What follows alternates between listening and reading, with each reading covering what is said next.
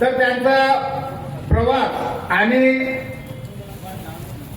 त्यांनी केलेले कष्ट असा भव्य दिव्य हा स्वागत सत्कार समारंभ कार्यक्रम आपल्या प्रत्येक क्षेत्रामध्ये कसा घडू शकतो। मेडिकल सायन्सचा जर कोणाला आवड असेल तर त्यामध्ये आपण कसं घडू शकतो।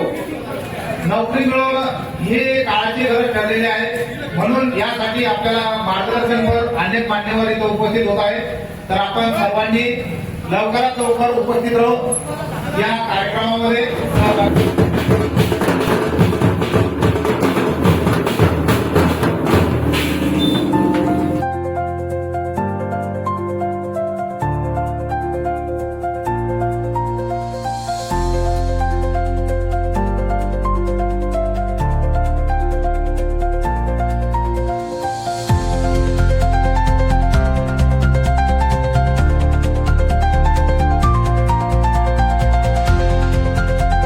अजिंठा बुद्ध विहार धाग यूट्यूब चैनल।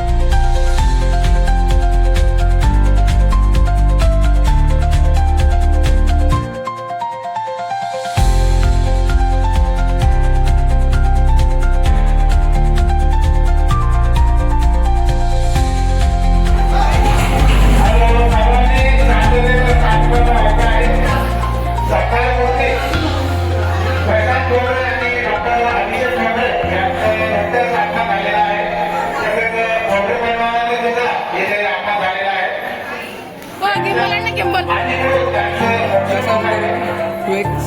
तर आपण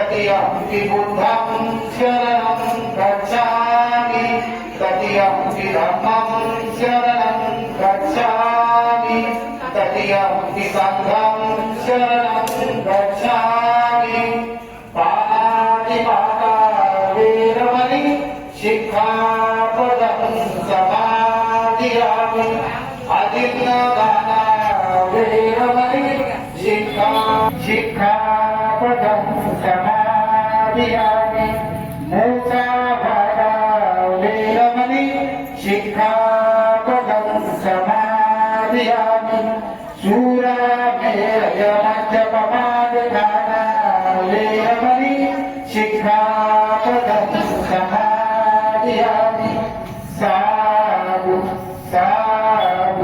PSI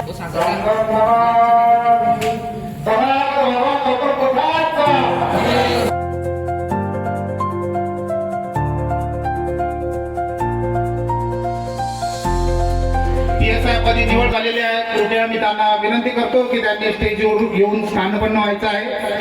तसेच दुसरे सत्कारमूर्ती डॉक्टर अभिषेक आत्माराम ठोंबरे यांनी पण मेडिकल कॉलेजमध्ये डॉक्टरेट पदवीसाठी पात्र झालेले आहे. मी त्यांना पण विनंती करतो की त्यांनी स्थानपन्न व्हायचं आहे. तसेच या कार्यक्रमाचे आम्हाला धाड नगरीचे कर्तव्यदक्ष पोलीस अधिकारी माननीय प्रताप भोस साहेब, पोलीस निरीक्षक पोलीस स्टेशन धाड यांनी पण स्थानपन्न व्हायचं आहे. तद्वतच ज्या माता पित्याने या विद्यार्थ्यांना घडवलं, चांगल्या प्रकारे शिक्षण दिलं आणि ह्या पदावर आणून सोडलं, असे आयुष्यमान आत्माराम ठोंबरे सर तसेच आयुष्यमती शिलाताई ठोंबरे यांना मी विनंती करतो की त्यांनी स्टेजवर स्थानपन्न व्हायचं आहे.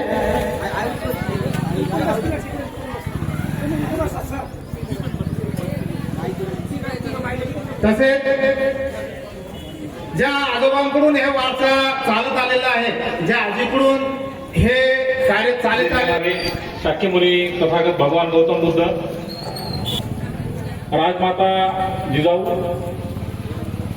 क्रांतिज्योती सावित्रीबाई फुले, माता रमाई, माता भीमाई आणि बहुजनांसाठी कार्य केलेल्या सर्व महामानवांना विनम्र अभिवादन.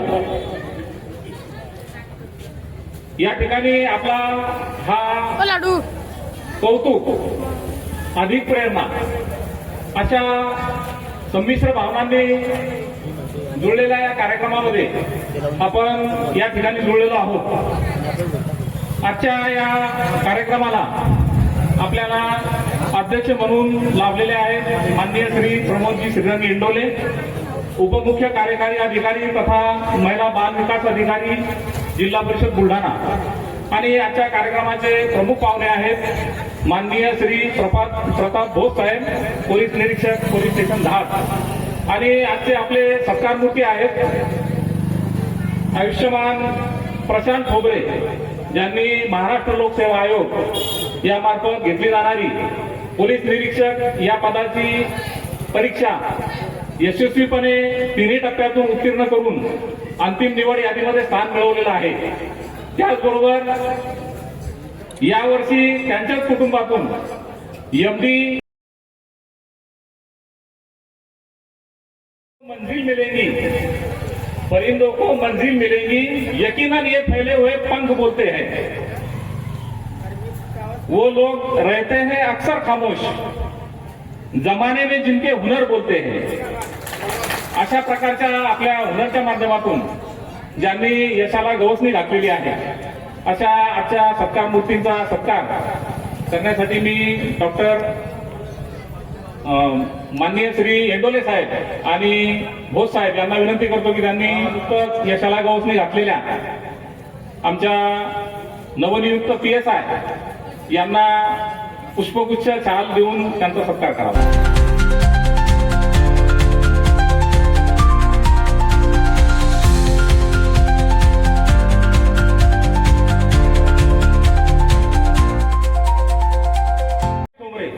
यांचा सत्कार सुद्धा प्रमोदजी इंडोले आणि भोस साहेब करतील असं मी त्यांना विनंती करतो.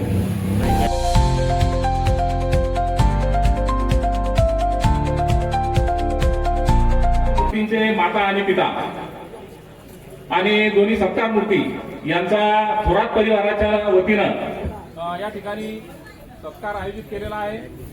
तरी मी दादाराव थोरात, त्यांचे चिरंजीव अतुल आणि राहुल यांना विनंती करतो की त्यांनी आयुष्यमान प्रशांत ठोंबरे, डॉक्टर अभिषेक ठोंबरे, आयुष्यमान आत्मारामजी ठोंबरे आणि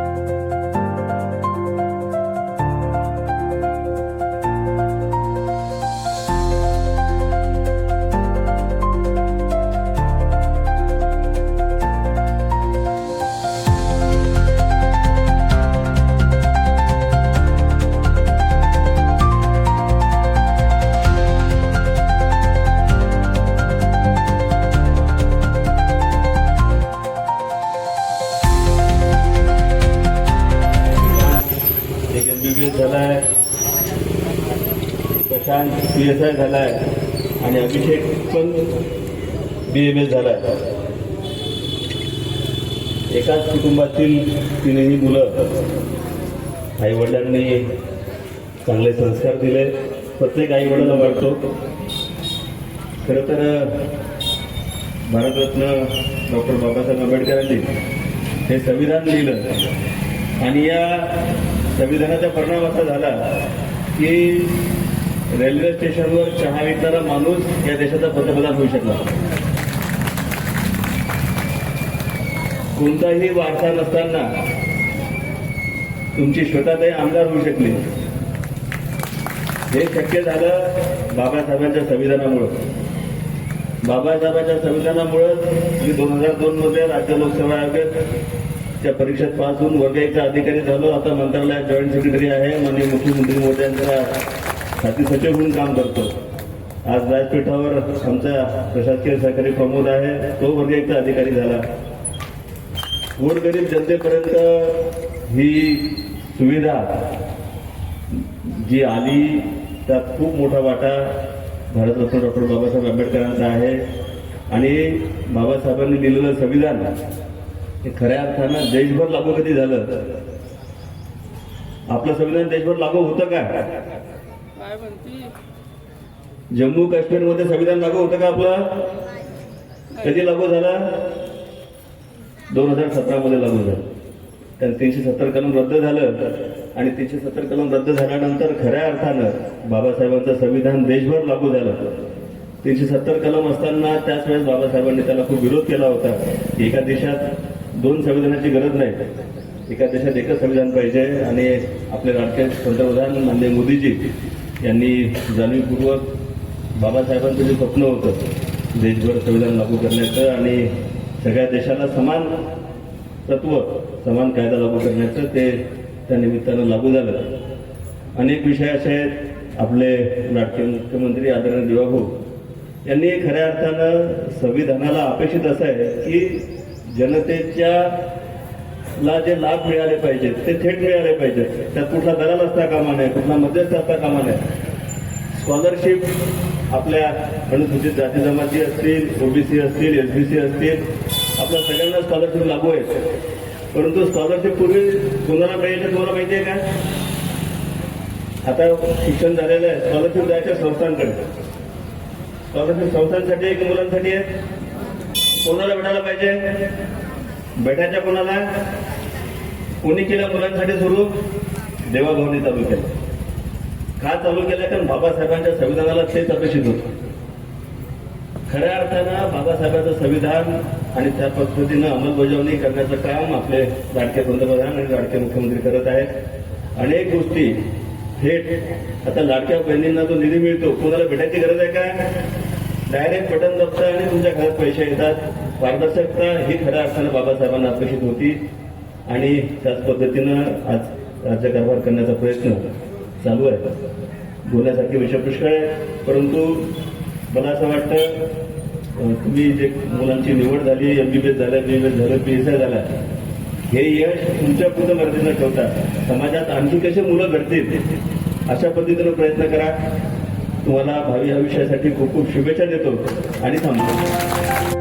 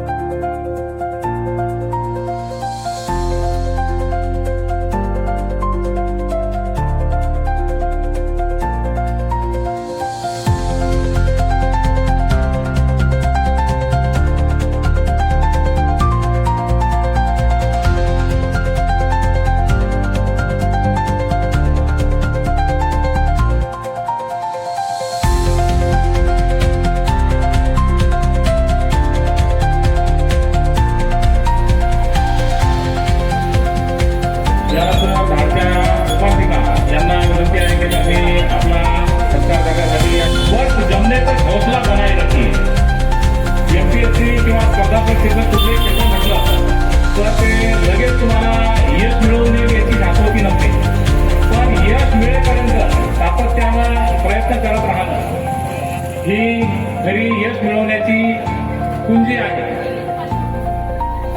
या ठिकाणी आपल्याला जे मार्गदर्शक उपलब्ध झालेले आहेत यांनी सुद्धा एमपीएससीची परीक्षा यशस्वीरित्या पूर्ण करून अधिकारी पदापर्यंतची झेप घेतलेली आहे. या कार्यक्रमाचा उद्देश यशवंतांचं कौतुक करणे हा आहे. त्याचबरोबर या यशवंतांचं कौतुक पाहून आमच्या मनामध्ये प्रेरणा उत्साह निर्माण होणे हा सुद्धा या कार्यक्रमाचा उद्देश आहे. आपण जर या ठोंबरे परिवाराचा इतिहास जर पाहिला तर आपल्या सर्वसामान्य कुटुंबांपेक्षा काही वेगळं असं हे कुटुंब नाही. पण आज मुलांनी मिळवलेल्या यशामुळं हे आपल्याला इतरांपेक्षा वेगळं वाटणारं कुटुंब आहे. चिखली तालुक्यातील तेलारा गावासारख्या छोट्याशा गावातून या कुटुंबाचा प्रवास झालेला आहे. यशवंतांचे आजोबा हे त्या काळामध्ये शेती आणि त्यासोबत गवंडी व्यवसाय हे करायचे. पण बाबासाहेबांनी जे सांगितलं शिकार संघटित व्हा आणि संघर्ष करा, बाबासाहेबांनी दिलेला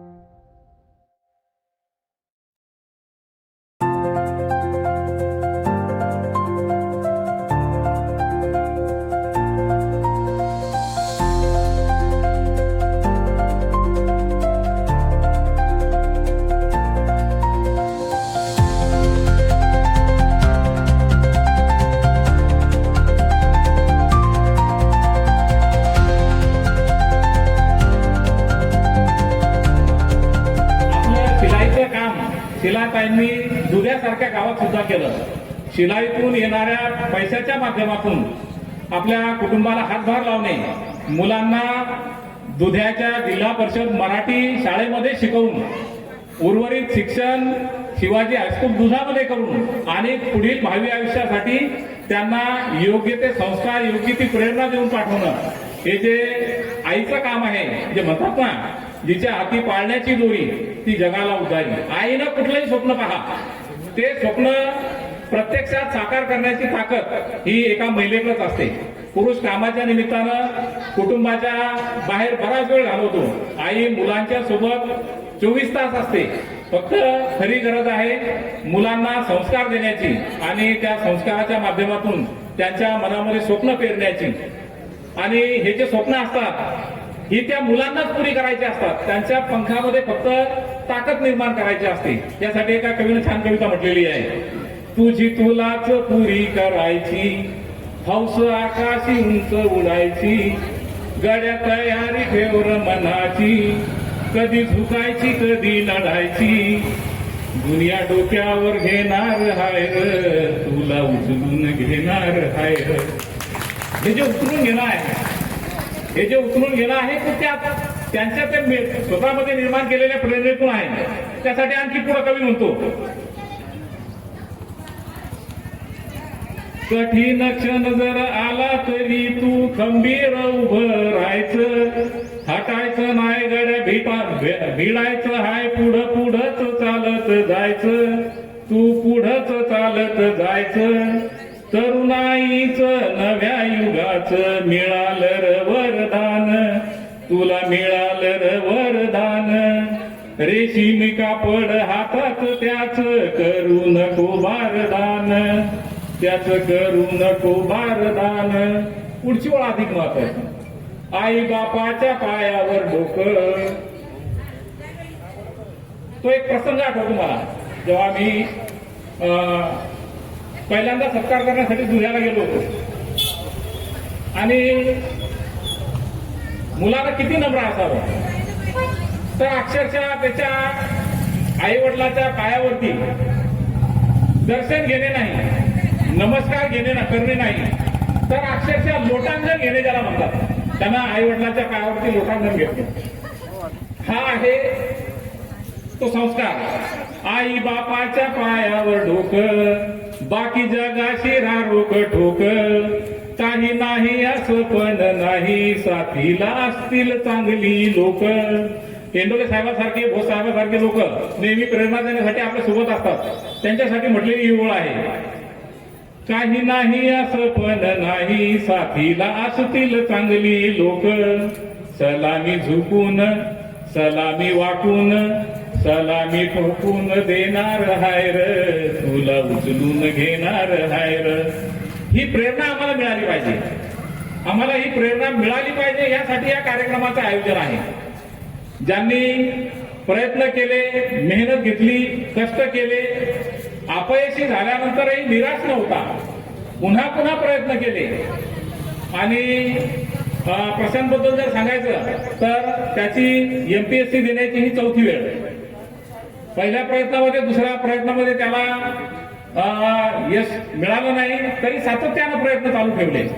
तिसऱ्या प्रयत्नामध्ये त्याला पूर्व परीक्षा क्रॅक करता आली, मुख्य परीक्षा क्रॅक करता आली, इंटरव्ह्यू पर्यंत नाही जाता आलं. तर चौथ्या प्रयत्नामध्ये मात्र अगदी मनाशी झुंजाट बांधून त्यानं पुन्हा सातत्यानं प्रयत्न चालू ठेवले आणि त्यानंतर या चौथ्या प्रयत्नामध्ये त्याला हे यश मिळालेलं आहे. तर मी या ठिकाणी आपल्या कार्यक्रमाचे जे प्रमुख मार्गदर्शक आहेत भोस साहेब यांना मी विनंती करतो की त्यांनी आमच्या स्पर्धा परीक्षा करू इच्छिणाऱ्या मुलांच्या आणि त्यांच्या पालकांच्या प्रबोधनासाठी आपलं मुलाचं मार्गदर्शन करावं.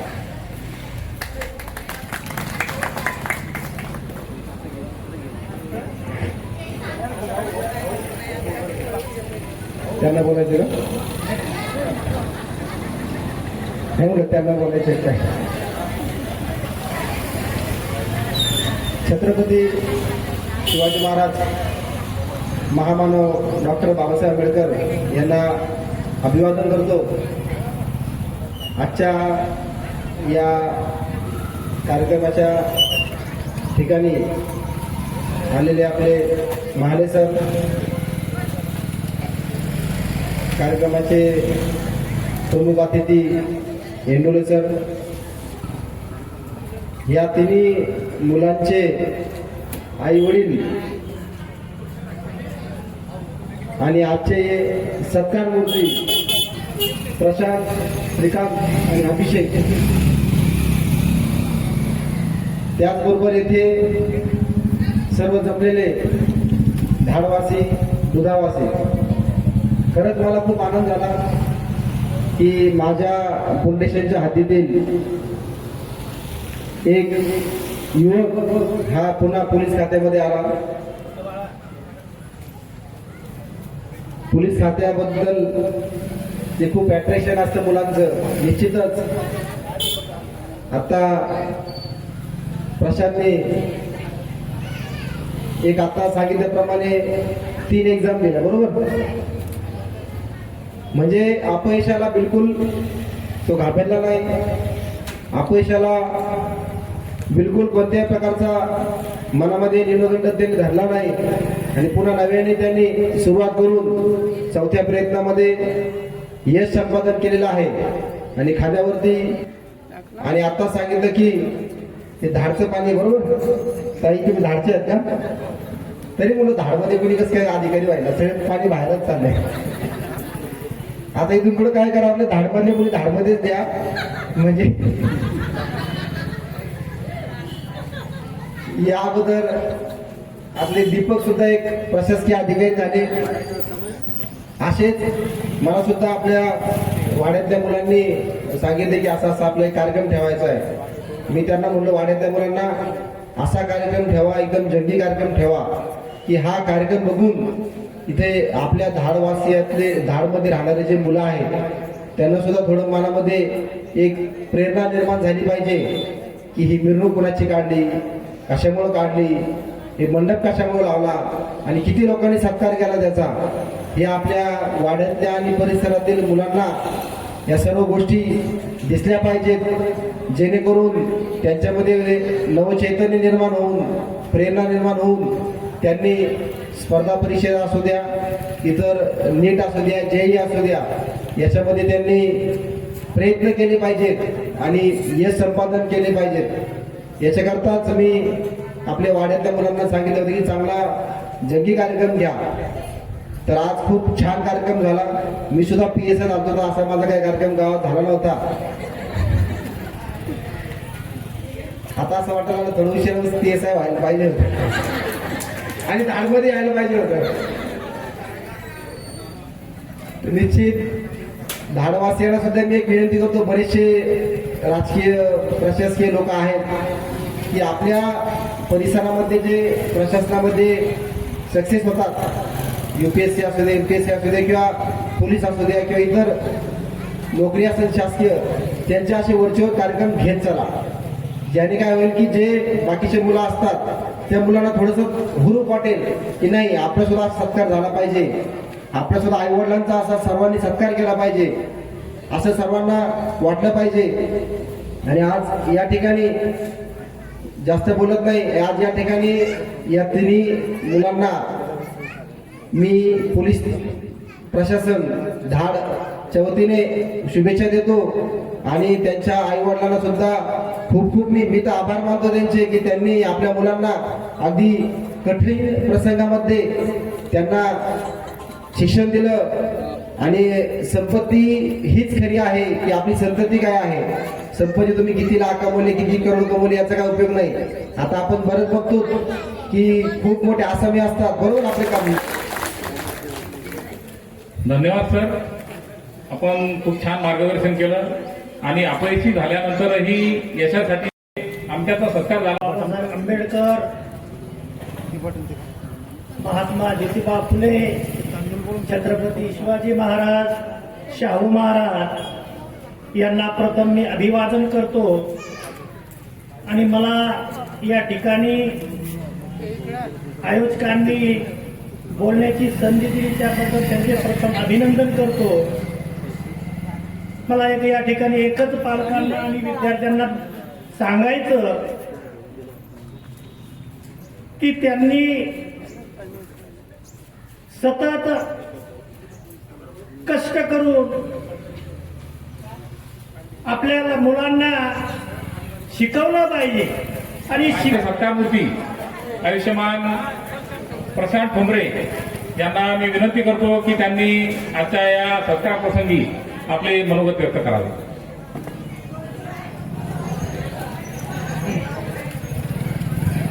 सर्व महापुरुषांना अभिवादन करतो. तसेच व्यासपीठावर उपस्थित सन्माननीय इंदोरे सर आणि सन्माननीय बोस सर तसेच सर्व धाडवासी यांना सगळ्यांना सफेद जय भीम करतो. जसे पप्पा म्हटले की 2019 मध्ये BE झाली, त्यानंतर कॅम्पस सिलेक्शन झालं होतं. त्यांना आधीच ठरवलं होतं की MPSC करायची, त्यामुळे MPSC अभ्यास सुरू केला आणि तेवढ्यात कोरोना आला. 1-1.5 वर्ष घरीच होतो. माझ्यासाठी MPSC म्हणजे काय त्यांची शर्यतच होती, सगळ्यांसाठीच असते पण माझ्यासाठी जरा जास्तच होती. त्यानंतर 1-1.5 वर्ष काही जाहिरात निघाली नाही, कोरोना होता, एक्झाम झाली नाही. 2022 मध्ये एक्झाम झाली, अभ्यास केला. ती लास्ट बॅच होती 2022 ची. सगळ्यांना माहिती असेल कायदे होते सर, नंतर सेम चेंज झाली काय ते. 7-8 महिन्यानंतर रिझल्ट लागला. 8 महिने अभ्यास करत होतो, 0.75 रिझल्ट गेला होता. त्यानंतर चेंज झाला, सिलेबस चेंज झाला, परत पहिल्यापासून परत सुरुवात करावी लागली. त्यानंतर 2023 ची एक्झाम दिली, त्यामध्ये अपयश आलं. एप्रिल 23 नंतर डायरेक्ट फेब्रुवारी 25 मध्ये एक्झाम झाली. मध्ये लोकसभेच्या निवडणुका आल्या, विधानसभेच्या निवडणुका आल्या, त्यामुळे 2 वर्ष वाया गेली. फेब्रुवारी 25 मध्ये जेव्हा एक्झाम झाली ती एक्झाम 24ची होती. त्यानंतर एक जूनमध्ये मेन झाली, नंतर ग्राउंड झालं जानेवारीत आणि मार्चमध्ये इंटरव्ह्यून रिझल्ट लागला. असा हा थोडक्यात प्रवास होता. मध्यंतरी असं झालं की जे मला 2 वर्ष एक्झाम होत नव्हती, परंतु माझा अभ्यास सुरू होता. त्यावेळी सगळ्यात जास्त ती गरज असते ती मोटिवेशनची, प्रेरणेची. कारण आपण वेळ करत असतो, एनर्जी खर्च करत असतो, पण त्यातून काही आउटपुट भेटत नसतं. तर सगळ्यात मोठं म्हणजे आपण कधी आपण प्रेरणा आपल्या असतात अभ्यासासाठी, मोठ्या मोठ्या मानवांच्या असतात, ते आपले आदर्श आहेत. पण माझ्यासाठी मी म्हणेल की माझी प्रेरणा होता माझा लहान भाऊ श्रीकांत. अभ्यासासाठी नेहमी करता, त्याच्यासोबत नेहमी करता माझं बोलणं व्हायचं. प्रेरणा नेहमी पहिल्यापासून तो राहिला. तो लहान आणि मी मोठा स्टील माझ्यासाठी तो प्रेरणा होता अभ्यासामध्ये. मध्ये मम्मी पप्पा परत आता बाहेरचे लोक असतात जे विचारत असतात नेहमी करता, कुठे गेले की पोरगा काय करतो, पोरगा काय करतो. त्यांच्याकडे उत्तर नसतं. एमपीएससी प्रवास सगळेजण समजून येऊ शकत, आपण सगळ्यांना समजून सांगू शकत नाही. विषय असा असतो. माझ्या डोक्यावर सगळ्यात मोठं टेन्शन तेच होतं की यांना या प्रश्नाचं उत्तर द्यायचंय फक्त की पोरगा काय करतो. त्यासाठी माझी धडपड चालू होती. पण काही गोष्टी होत्या की ज्या नॅचरल होत्या की मला ते आंदोलनं झाली, बऱ्याचशा गोष्टी आल्या. त्यामुळे एक्झाममध्ये विलंब होत गेला, रिझल्टमध्ये विलंब होत गेला. त्यामध्ये कोणाची काही चुकी नसते. मला असं वाटलं की रिझल्ट ज्या दिवशी रिझल्ट लागला त्या दिवशी मला असं वाटलं की चला ऍटलीस्ट घरच्यांना उत्तर भेटलं, मला उत्तर भेटलं की सांगायला की आता करतो काय. पण जरा गोष्टी काय अनएक्सपेक्टेड झाल्या. आता कोण विचारतच नाही की पोरगा करतो काय. ऑलरेडी सगळ्यांना माहितीच झाले की पोरगा करतो काय, करत काय होता. मध्यंतरी 2 वर्ष जेव्हा एक्झाम होत नव्हत्या मी अभ्यास करत होतो. त्यावेळी गावात यायचो, मित्र बसलेला माझा विकास इथं. मी नेहमी झाडमध्ये यायचो, झाडमध्ये उठून मग तुम्हाला गाडीवर घेऊन जायचं घरी, जेणेकरून गावात कोणाला प्रश्न उत्तर द्यायचं काम नाही पडलं पाहिजे. ते करतो काय, ते करतो काय, ते उत्तरच नव्हतं माझ्याकडे. त्यामुळे 2 वर्ष मी नसल्यासारखंच होतो गावामध्ये. आणि आतापर्यंत ऐकत होतो लोकांकडनं जे अधिकारी झालेत किंवा जे आपले आदर्श होते की बाबा गावात मी रात्री जायचो वगैरे वगैरे. लिटरली माझ्यासोबत तसंच झालं. लोकांपासून नजर चुकवायचो. पण मग गोष्ट होती की मम्मी होती, पप्पा होते, भाऊ होते, मित्र होते, रूम पार्टनर खूप छान भेटले मला, ज्यांनी नेहमी करता जेव्हा पण असं मी दल पडायला लागलो नेहमी करता मला एनर्जी दिली, जेणेकरून मी अजून जास्त ताकदीने लागलो पाहिजे अभ्यासाला. आणि एमपीएससी गोष्ट अशी की लोकांना असं वाटतं एक्झाम दिली, जसं आपल्या कॉलेजचं असतं एक्झाम दिली, पास झाला की झाला का, तसं नसतं ते. हा गेम 1-2 वर्षाचा आहे. कधी कधी आपण फुल अभ्यास करतो, आपल्याकडनं 100% येतो, पण आपल्याला काही यश भेटत नाही. अभ्यास आणि एक्झाम परफॉर्म करण्या 2 वेगवेगळ्या गोष्टी. कधी कधी प्रेशर हँडल होत नाही बऱ्याच जणांकडून. बरेच मित्र असे आहेत माझे, त्यांचा खूप तगडा अभ्यास आहे, परंतु एक्झाम मध्ये आउटपुट भेटत नाही, कारण की प्रेशर हँडल करायचं होतं. एमपीएससी केली, सुदैवाने यश भेटलं. थोडासा वेळ लागला, 2-3 वर्ष. त्यात 1-2 मला अपयश आले, काही थोडंसं एक्झाम लेट झाल्या त्यामुळं. पण मी सांगू इच्छितो जर कोणाला एमपीएससी करण्यासाठी मुलं असतील की करणं ठरवलं, करायचंय तर करायचंच आहे, शेवटपर्यंत याच मागं लागायचं. फक्त एवढं की आता काय झालं, आपण प्रत्येकच म्हणतो पहिले कॉम्पिटिशन कमी होती, आता कॉम्पिटिशन वाढली. पण आता कसं, आता परत बरेच जण आता पहिले एवढं मटेरियल अवेलेबल राहत नव्हतं, आता अवेलेबल झालं. आता एमपीएससीचे पण 2 इरा, एक प्री पॅन्डेमिक इरा आणि पोस्ट पॅन्डेमिक इरा आहे. एमपीएससी कोरोनाच्या आधी वेगळी होती, कोरोनाच्या नंतर वेगळी आहे. अभ्यासाचं स्वरूप बदललं, एक्झामचं स्वरूप बदललं, सिलेबस बदलले, खूप गोष्टी बदलल्या. आता आपल्याला मटेरियल अवेलेबल आहे, सगळ्या गोष्टी आपल्या मोबाईलवरती अवेलेबल आहेत. काही शोधाच काम करत नाही, कोणतेही इन्फॉर्मेशन असू शकत काही. की जे प्रशांतने आता सांगितलं की घरच्यांना यशाच्या उत्सुकतेपेक्षा बाकीच्यांना तुमच्या अपयशाची उत्सुकता जास्त असते, म्हणजे त्यांना टोचून बोलायला अधिक आवडतंय. तर या संदर्भात शेख साहेबांनी तेव्हा उदाहरण दिलं होतं की गावातून साताऱ्याला परीक्षेच्या तयारीला जायचे, तर गावातले नेहमी म्हणायचे की आता हे बस यांचं जाणं येणं सुरू आहे, तिकडे जाऊन काय करतात पूर्ण माहिती नाही. आणि जेव्हा नंतर मग यश मिळालं, शेख साहेब पुण्याला होते आणि तिथून बातमी गावापर्यंत पोहोचली, तेव्हा टोचून बोलणारे करायचं असतं. आपल्या यशावर आपण फोकस करायचा. आपल्या पाठीशी जे चांगले लोक आहेत त्यांच्या प्रेरणेच्या बळावर आपण आपलं यश मिळेपर्यंत त्या क्षेत्रामध्ये ते सत्कार मूर्ती प्रशांत श्रीकांत या नावातच स्पर्धा असल्यामुळे खूप कमी लोकांच्या वाटेला यश येत असतं. आणि त्यातलाच आज आपल्या घेऊन बसलेला प्रशांत आहे. स्पर्धा परीक्षा करताना आपल्याला खूप साऱ्या गोष्टीचा त्याग करावा लागतो. मी अगोदरच म्हटलेले की सुरुवात कुठून करायची, काय करायची इथपासून तर अभ्यास करत असतानाच्या अडचणी वेगळ्या असतात. ज्या ठिकाणी आपण अभ्यास करतो त्या ठिकाणची अडचणी वेगळ्या असतात, त्यासाठी लागत असतो. किंवा जवळचे जे कोणी मित्रमंडळी असतील त्यांचा सपोर्ट नक्की लागत असतो, त्याशिवाय हे करणं शक्य नाही. त्याच प्रकारे सपोर्ट ठोंबरे कुटुंबियांनी त्यांच्या मुलांना दिला आणि त्यातूनच आज यश आपल्या ठिकाणी पाहायला मिळते. खरं तर म्हणजे स्पर्धा परीक्षेविषयी मी बोललो असतो, पण मला स्पर्धा परीक्षा करणारा वर्ग या ठिकाणी दिसत नाहीये.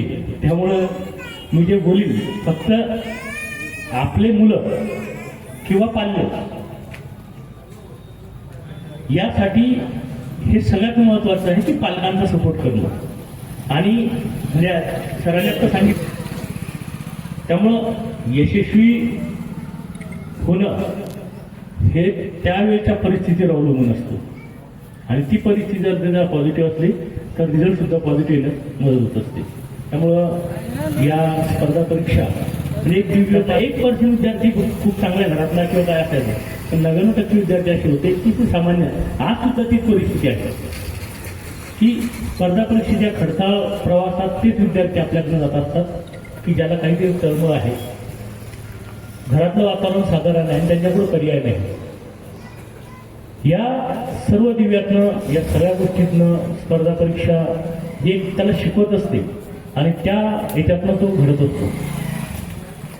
खरं तर म्हणजे असं वाटतं की बाबा स्पर्धा परीक्षा पास झालं की झालं संपलं असं, परंतु प्रशांतला मी सांगेल की खरी परीक्षा ही नंतर जास्त असते. म्हणजे ज्यावेळेस पण नोकरी लागतं तर बहुत साहेब आहेत, वर्दीचा आकर्षण असतं, पण त्यांचं दुःख त्यांनाच माहीत आहे की सण असो, समारंभ असो, काही असो, गाव सगळं सोडून यावं लागतं. कोणत्याही सणात किंवा कोणत्याही समारंभात असेल तर पोलीस विभागाला त्या ठिकाणी कर्तव्यावर आहे त्याच ठिकाणी आपला सण उत्सव साजरा करावा लागत असतो. ग्रामीण भागातला ठीक आहे, शहरी भागात जास्त परीक्षा जास्त असते. तर हे सगळं पण ही जी स्पर्धा परीक्षा असते हीच त्याला ती शिकवत असते की बाबा आपण यशस्वी झाल्यानंतर सुद्धा आपल्याला स्ट्रगल आहे. यशस्वी झालं म्हणजे परीक्षा पास झालं म्हणजे इथं संपलं असं नाही, तर याच्यापेक्षा जास्त मोठे स्ट्रगल नंतर खूप करावं लागतो आणि बसतो. त्यावेळेस आपण ज्या परिस्थितीतून आलेलो असतो, ज्या भागातून आलेलो असतो त्या भागाकडे दुर्लक्ष झालं नाही पाहिजे. आपलं थोडंसं त्या भागाकडे सुद्धा आपला ओढा असला पाहिजे की म्हणजे ही तर म्हणेल की आम्ही जे हे करतो म्हणजे जे नोकरी करतात ते एक प्रकारचे पेड सोशल सर्व्हंट, म्हणजे काय पैसे देऊन आम्ही समाजाची सेवा करतो. म्हणजे 4-5 वर्ष मी सुद्धा बरेच प्रयत्न केले परंतु नाही त्याला रिस्पॉन्स मिळाला. त्याच्यामागचं सगळ्यात महत्त्वाचं कारण असते पालकांची मानसिकता आणि मुलांची मानसिकता आणि वातावरण. म्हणून मी या ठिकाणी ते बोलतो की आपण त्यांना प्रोत्साहित करत नाही किंवा आपण जे करत आहे त्याला सपोर्ट करत नाही. ते जर तर हे कार्यक्रम व्हावं अशी आमची सुद्धा मनापासून इच्छा असते.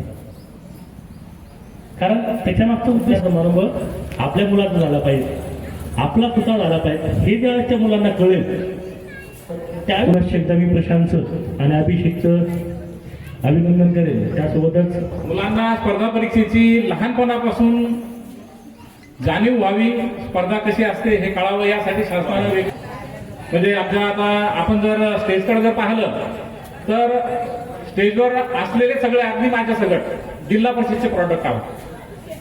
इंदोरी साहेब धारच्या जिल्हा परिषद मराठी शाळेमध्ये शिकलेले आहेत, ठोंबरेकर त्यांच्या गावाच्या जिल्हा परिषदेच्या शाळेमध्ये शिकलेले आहेत, बोस साहेब त्यांच्या जिल्हा परिषदेच्या शाळेमध्ये शिकलेले आहेत. आणि शिलाबाईंबद्दल जर सांगायचं सर तर ह्या स्टेट लेवल मनामध्ये बाळगून आहे. तर या भीतीला दूर करण्याचा हा एक प्रयत्न आहे की पालकांच्या मनामधून ज्या कुठल्या स्पर्धा परीक्षेच्या संदर्भात, शिक्षणाच्या संदर्भात असणाऱ्या भीती आहेत त्या दूर व्हाव्यात. बऱ्याच जणांना अजूनही असं वाटतं की स्पर्धा परीक्षा करायची म्हणजे खूप खर्च लागतो. हे जरी मान्य केलं तरी तुमच्या खर्चाचा वाटा उचलणारे भोस साहेबांसारखे, येडोले साहेबांसारखे, माझ्यासारखे, प्रशांत गुरुजी सारखे जाणी लोक सुद्धा आहेत की जे तुमच्या स्पर्धा परीक्षेसाठी तुम्हाला सगळं हस्ते मदत करू शकतात, साहित्य उपलब्ध करून देऊ शकतात. आमचं दुर्दैव असं की आमच्या लहानपणी आम्हाला कोण असं सांगितलं नाही. आणि साहेबांनी जे सांगितलं त्याच्या पुढचं माझं एक आणखी एक वाक्य असेल. साहेबांनी जे सांगितलं की तुम्ही तुमच्या पाल्याच्या पाठीशी खंबीरपणे उभे राहा, त्याला साथ द्या. माझी त्या पाल्याला विनंती असेल की आई वडिलांना तुमच्यावर ठेवलेला जो विश्वास आहे त्या आई वडिलाची मान खाली जाणार नाही अशा प्रकारचं वर्तन ठेवा. हे सगळ्यात महत्वाचं आहे. आजच्या मोबाईलच्या युगामध्ये आमची मुलं जितक्या वेगाने भरकटतायत हे आमच्या काळामध्ये तितकं नव्हतं. तर त्यामुळं आई वडिलांसोबत मी मुलांनाही विनंती करेल की आई वडिलांनी केलेल्या सपोर्टला तुम्ही सुद्धा तितक्याच ताकदीनं यशस्वी होईपर्यंत प्रतिसाद द्या आणि आई वडिलांची मान चार चौघांमध्ये ठोंबरे गुरुजी सारखी आणि शिलाताई सारखी ताक व्हावी असा प्रयत्न करा. मी अध्यक्ष महोदयांची थोडक्यात बोलले की थोडंसं सत्कार छोटेखानी कार्यक्रम करू. माझे आधारस्तंभ म्हणा, माझे वाटाड्या म्हणा, माझे मित्र म्हणा, माझे माणूस, त्याबद्दल खरंच मी खूप भारून गेलोय, मन भरून आलं होतं. त्याबद्दल खरंच धन्यवाद. आणि एक धावते लेस पाहायला असं वाटलं बसून लेस बांधून यावं, पण वेळ गेली असते. सर्वप्रथम संपूर्ण विषय शाळेतूनच घडलेले आहे. आपण या कार्यक्रमासाठी वेळात वेळ उपस्थित राहिलात याबद्दल मी आयोजकांतर्फे आपल्या सर्वांचे मी इथे आभार मानतो. त्यामध्ये सर्वप्रथम कार्यक्रमाचे अध्यक्ष येंडोले सर यांनी वेळात वेळ काढून इथे उपस्थित राहिला याबद्दल मी त्यांचे आभार मानतो. तसेच धाड पोलीस स्टेशनचे कर्तव्यदक्ष पोलीस अधिकारी भोस सर यांचं सुद्धा मी इथे आयोजकांच्या वतीने आभार मानतो. तसेच ठोंबरे सर तसेच ठोंबरेताई या दाम्पत्याचं पण मी यांनी वेळात वेळ काढून इथे सत्कारासाठी उपस्थित झाला त्याबद्दल मी आयोजकांतर्फे आभार मानतो. तसेच नवनिर्वाचित PSI पदी नियुक्त झालेले प्रशांत ठोंबरे तसेच डॉक्टर अभिषेक ठोंबरे यांचं पण मी आयोजकांच्या वतीने आभार मानतो. पंचकृषीतून आलेले सर्व मित्रमंडळी तसेच जालन्यावरून आलेले स्पेशल या कार्यक्रमासाठी अगोदर येऊन गेलेले, परंतु त्या दिवशी थोडं दुःखाचं वातावरण असल्यामुळे आमचे दीपक भाऊ हिवाळे हे वापस गेले. पण आज वेळात वेळ काढून ते जालन्यावरून इथे उपस्थित झाले, त्यांचे पण मी आयोजकांकडून मी आभार मानतो. तसेच पत्रकार क्षेत्रातील सर्व मान्यवर ज्यांनी वेळात वेळ काढून इथे उपस्थित झाले त्यांचे पण मी आभार मानतो. तसेच सोशल मीडियातील पत्रकार जे आहेत उपस्थित त्यांचे पण मी आयोजकांतर्फे मान्यवरांच्या बरोबर मी आभार व्यक्त करतो. तरडी झाले, सातगाव झाले, चांडोळ झाले, दुधा असो, मोंडाळा असो, सावळे असो, या पंचक्रोशीतून आलेले सर्व मान्यवरांचे मी इथे आयोजकांच्या वतीने स्वागत करतो, तसेच आभार मानतो. तसेच आमच्या या कार्यक्रमासाठी अहोरात्र मेहनत घेणारे आमचे दादा करुणाचंद्र थोरा म्हणजे ठोंबरे परिवारांचे मामा यांचं पण मी माझ्या वतीने आभार मानतो. तसेच या कार्यक्रमासाठी आमच्या पूर्ण धम्मसेवकांनी जी अहोरात्र मेहनत घेतली त्या सर्वांचे मी येथे सर्वांच्या वतीने आभार मानतो आणि हा कार्यक्रम इथेच संपन्न झाला अशी जाहीर करतो. तसेच मी तरुण धम्ममित्रांना सांगतो की कृपया त्यांनी आलेल्या पाहुण्यांसाठी अल्प उपहाराची व्यवस्था करायची.